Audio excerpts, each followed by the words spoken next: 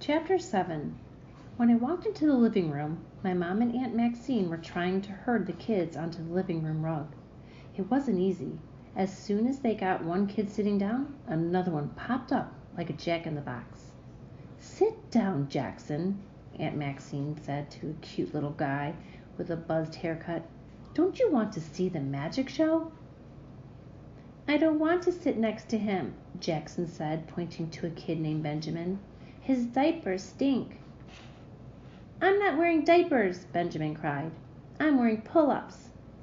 "They still stink," said Jackson.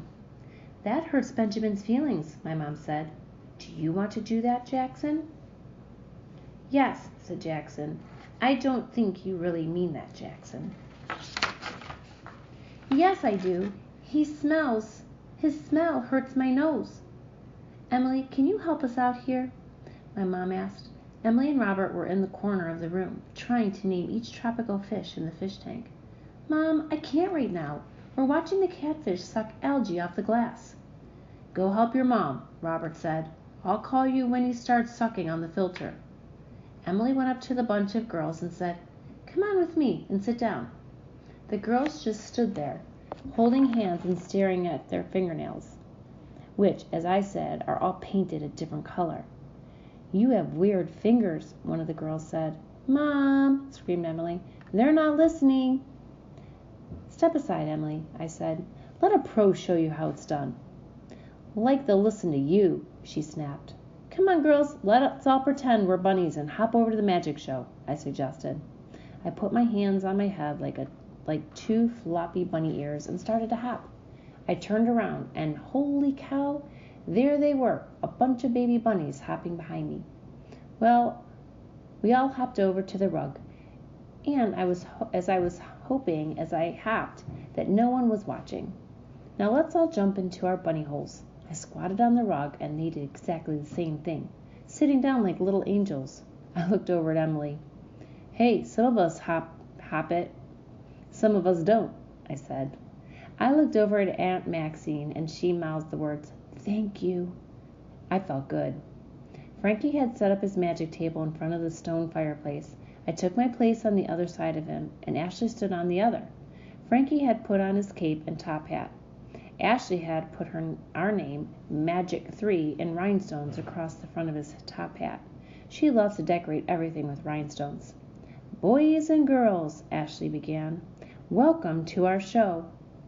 "We're not girls," the girls giggled. "We're bunnies. Let's hop." Ashley put her fingers to her lips and tried to shh them, but they were in their bunny thing and went on hopping.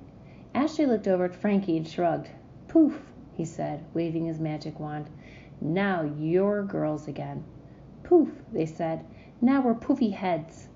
"Frankie," Papa Pete whispered from the sidelines, "get on with the show, quickly."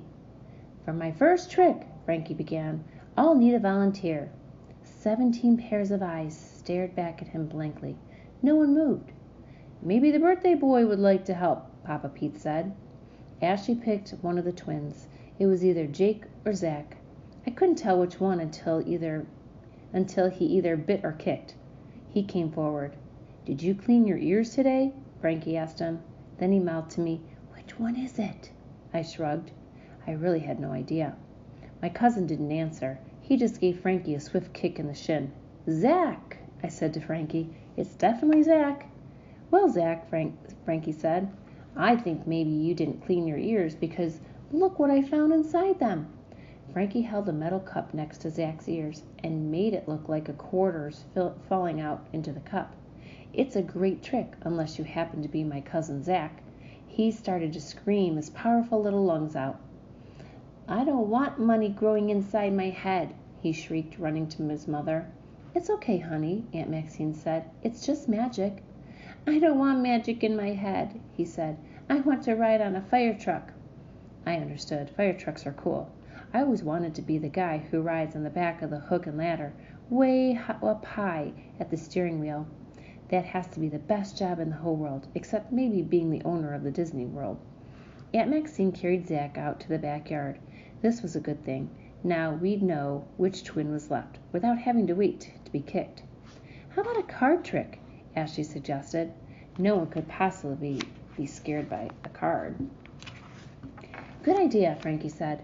By now, drops of sweat were rolling down his face and pooling up at his dimples. Frankie's dimple makes him look so handsome, and all the girls in our grade love it. But now his dimple was really coming in handy to catch all the sweat. Frankie picked up a deck of cards. He fanned out the cards in his hand and told Jake to pick up a card, any card. Jake reached out and grabbed about 20 cards. Ashley took most of the cards and put them back into the deck, leaving Jake with just the 9 of diamonds. Look at the card, Frankie said to Jake. Jake started to turn the card around. No, don't show it to me, Frankie said. Why? Asked Jake. Because if you don't tell me, I will guess it. And when I guess it, that's the magic part. But I want to tell you, Jake said, starting to get really red in his face. Let's see if Frankie the magician can guess the card, Ashley said. She took Jake's hand and helped him push the card back into the deck. Frankie shuffled the deck with lots of fanfare, then waved his hands over the deck and said, Zengwagi! We held up the deck so everyone could see the bottom card. It was the 9 of diamonds. Papa Pete applauded. He was the only one. Jake, tell us all. Is your card the 9 of diamonds? Frankie asked. Jake stared for a moment at Frankie, then at Ashley. Frankie asked again, Is this your card? Jake opened his mouth. He was going to answer. All eyes were on him. He knew it too. He stood as tall as he could without falling over. What's a 9 look like? He asked. All the adults in the room laughed, and Jake burst out crying. This wasn't exactly the big ending we had been hoping for. Does anyone here know what a 9 looks like? Frankie said, his voice crackling.